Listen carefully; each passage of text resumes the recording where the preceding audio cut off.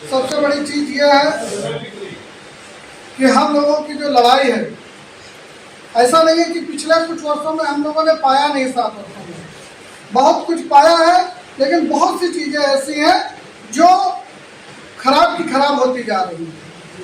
अगर जो देखा जाए नगर निकाय की जो व्यवस्था थी, हमारे हजारों रोजगार से बेरोजगार हो गए थे। आप लोगों की बदौलत और आप सबके साथ की बदौलत उन चीजों पे सफलता मिली है। आज हमारे जो हजारों साथी बेरोजगार हो गए थे, पुनः नौकरी में आए। हमारी बहनों की जिनकी शादी दूसरे जनपदों में हो जाती थी, नौकरी छोड़ने पे विवश हो जाती थी, उनको उनके वैवाहिक स्थल पे जहाँ पे उनकी शादी हुई है, अगर जो उस पंचायत में नहीं तो नजदीकी पंचायत में नौकरी दिलाने का भी संगठन ने काम किया है। एक बहुत बड़ा आदेश जो अभी हमने अपने कुछ साथियों की बदौलत, अपने संगठन के साथियों के और सबके मार्गदर्शन आशीर्वाद के बदौलत जो करवाया है, शायद किसी संविदा कर्मचारियों से होती हो। मृतक आश्रित में हमारे तमाम साथी ऐसे थे कि जब मैं तमाम जनपदों का भी मैंने पिछले साल दौरा किया था, पूरे प्रदेश में सभी मंडलों का मैंने दौरा किया था, वहाँ पे तमाम लोग ऐसे आते थे जो मृतक हो जाते थे, उनके जब आंसू निकलते थे, सच में मुझे बहुत पीड़ा होती थी कि जो व्यक्ति लगातार हम लोगों के साथ में संघर्ष किया, आज उनके परिवार को हम कुछ देने में असफल है। असफल इसलिए है क्योंकि ईपीएफ व्यवस्था 2015 से चालू है। ईपीएफ व्यवस्था के अंतर्गत जो मानदेय की कटौती होती है, राज्य सरकार में बैठे भ्रष्ट अधिकारियों के माध्यम से अभी तक हम लोगों के खाते में नहीं पहुंची। ये सबसे बड़ी समस्या थी कि जो हमारे बीच से जो काफी एक्सपायर हो जाता था, उसके परिवार को जो लाखों रुपए मिलना चाहिए था, एक भी पैसा नहीं मिल पाता था। उसके परिवार को आश्रित के रूप में नौकरी दिलाने के लिए जो हम लोग चाह रहे थे कि उसके परिवार को दिला दे, लेकिन शासन और सरकार के अधिकारी, जो माननीय मुख्यमंत्री जी भी चाहते थे, हमारे मंत्री जी भी चाहते थे, हर जगह बात हम लोगों की रखते थे, लेकिन उन अधिकारियों की भ्रष्टता कहे या क्या कहे, उनकी मानसिकता ऐसी थी कि उन लोगों ने कभी नहीं चाहा कि मृतक आश्रित को भी नौकरी मिलनी चाहिए। माननीय मंत्री जी के प्रयास से अभी पिछले चुनाव से पहले आप लोगों ने देखा होगा, डिप्टी सीएम साहब से मिले थे, आप सब लोग आए थे उस मीटिंग में। वो उस समय चले गए थे, मिल नहीं पाए थे, लेकिन कॉन्फ्रेंस के माध्यम से आप लोगों को हमने बात करवाई थी, सबसे सुनवाया भी था। उसके बाद वो मृतक आश्रित में कैसे कैसे किन प्रकार वो आदेश जारी हुआ, जिससे आज हमारा हजारों साथी उस आदेश के मुताबिक लाभ पाएगा। ये सच्ची श्रद्धांजलि हमारे जिला अध्यक्ष उनके घर जाकर के उनके परिवार की, उनके पत्नी को, उनके माता पिता जो भी आश्रित हो, उनको उसमें नौकरी दिला करके उनके परिवार को एक सहानुभूति देगा। यही हमारे संगठन की तरफ से श्रद्धांजलि है। उसमें तमाम समस्याएं भी आएंगी।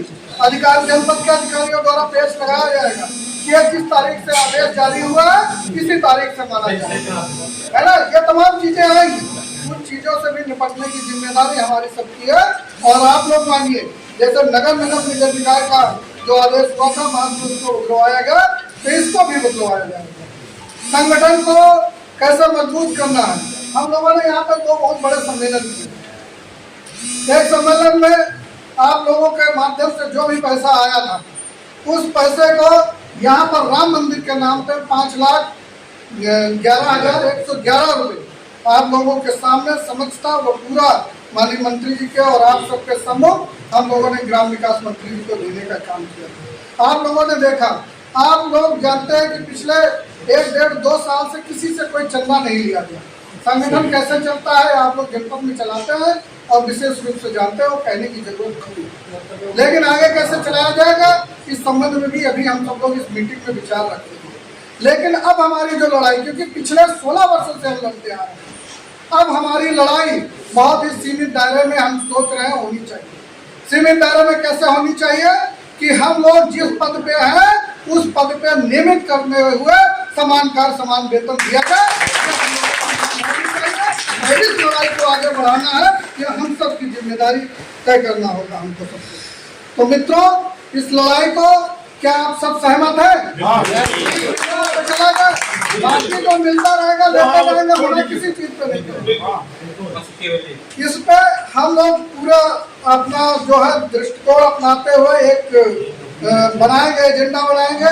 अभी हम लोगों के संत कबीर नगर के जिला अध्यक्ष बैठे हुए हैं, उनका कोई प्रोग्राम है डेट आज मैं घोषित करने वाला था, लेकिन आज मैं डेट इसीलिए नहीं घोषित कर पा रहा हूँ क्योंकि ये प्रोग्राम होने के तत्काल बाद, कम से कम 1 महीने के बाद, हम लोग लखनऊ में चाहे इको गार्डन में या किसी और मैदान में हम लोग, और अगर जो अभी सभी लोग राज्य कर्मचारी सही परिषद के लोग भी और जितने भी संविदा कर्मचारी अगर जो सहमत होते हैं तो अपनी इस मांग को इंक्लूड करते हुए एक बहुत बड़ा आंदोलन जिसमें लाखों लाख लोग लखनऊ की धरती पर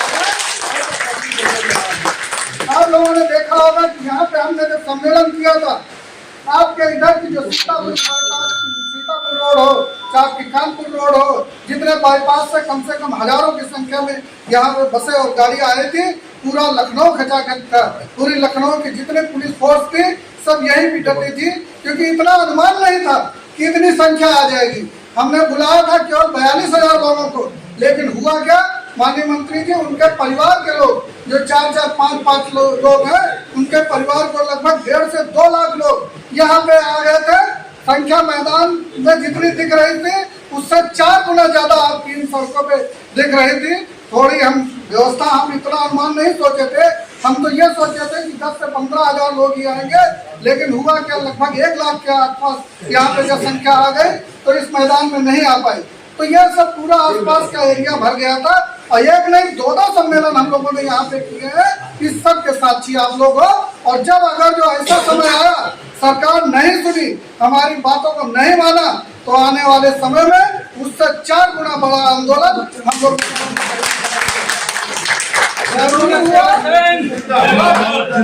जरूरी हुआ तो जवाहर भवन में करेंगे, और अगर जो बात नहीं बनी तो विधानसभा की सड़कों पर आंदोलन होगा। इसके लिए सबको तैयार रहना होगा। बस ज्यादा मैं नहीं कहना चाहूँगा। हमारी मूल मांग यही है कि ग्राम रोजगार सेवकों को उनके मूल पद पे नियमित किया जाए, उनके मूल पद पे नियमित करते हुए समान कर समान वेतन दिया जाए।